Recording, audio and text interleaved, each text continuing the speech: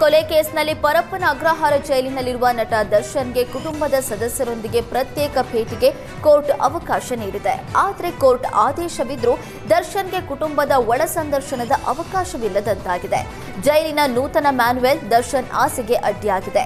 ಕೈದಿಗೆ ಗಂಭೀರ ಅನಾರೋಗ್ಯ ಅಥವಾ ಗಾಯದಿಂದ ನಡೆಯೋದಕ್ಕೆ ಸಾಧ್ಯವಾಗದೇ ಇದ್ರೆ ಕುಟುಂಬದಲ್ಲಿ ಸಾವು ಅಥವಾ ತುರ್ತು ವೈದ್ಯಕೀಯ ಪರಿಸ್ಥಿತಿ ವೇಳೆ ಬಿಡುಗಡೆಯ ದಿನಾಂಕದ 2 ತಿಂಗಳು ಮುಂಚೆ ಉದ್ಯೋಗ, ವಾಸಸ್ಥಳ, ಸಲಹೆ ಇತ್ಯಾದಿ ವ್ಯವಸ್ಥೆಗಾಗಿ ಸಂದರ್ಶನಕ್ಕೆ ಅವಕಾಶವಿದೆ.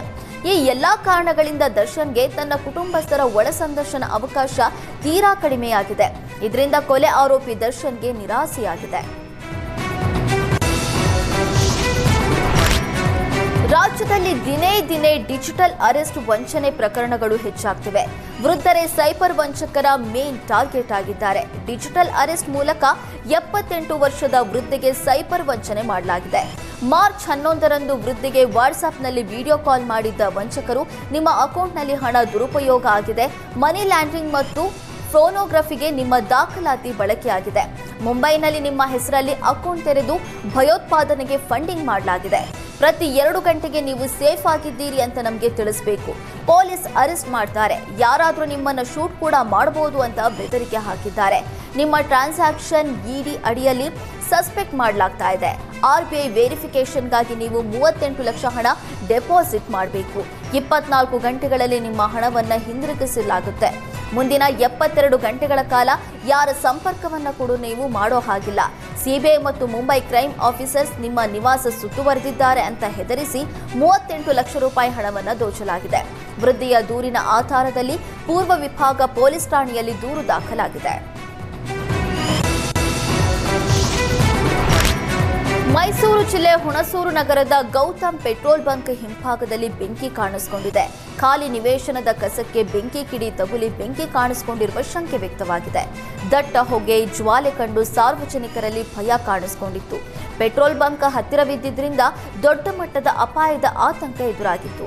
ಆದರೆ ಅಷ್ಟರ ಒಳಗೆ ಸಾರ್ವಜನಿಕರು ಅಗ್ನಿಶಾಮಕ ದಳಕ್ಕೆ ಮಾಹಿತಿ ನೀಡಿದ್ರಿಂದ ಸ್ಥಳಕ್ಕೆ ಬಂದ ಅಗ್ನಿಶಾಮಕ ಸಿಬ್ಬಂದಿ ಅರ್ಧ ಗಂಟೆ ಕಾಲ ಕಾರ್ಯಾಚರಣೆ ನಡೆಸಿ ಬೆಂಕಿ ನಂದಿಸುವಲ್ಲಿ ಯಶಸ್ವಿಯಾದರು.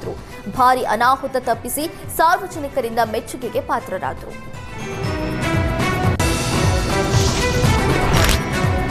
ಆಕಸ್ಮಿಕ ಬೆಂಕಿ ಬಿದ್ದು 300ಕ್ಕೂ ಅಧಿಕ ಕ್ವಿಂಟಾಲ್ ಭತ್ತ ಸುಟ್ಟು ಬೂದಿಯಾದ ಘಟನೆ ರಾಯಚೂರು ಜಿಲ್ಲೆ ಸಿಂಧನೂರು ಪಟ್ಟಣದ ಹೊರವಲಯದಲ್ಲಿ ನಡೆದಿದೆ.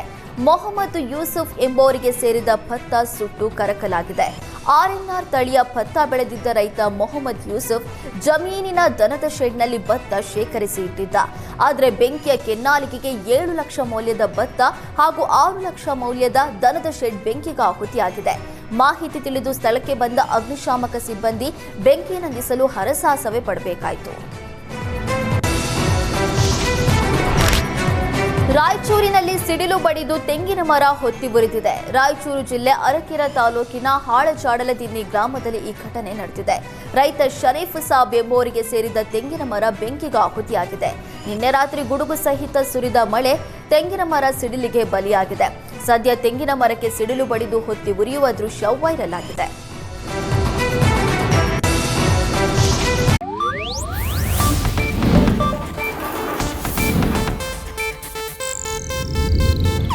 ಇದು ಏಷ್ಯಾನೆಟ್ ನ್ಯೂಸ್ ನೆಟ್ವರ್ಕ್ ಪ್ರಸ್ತುತಿ.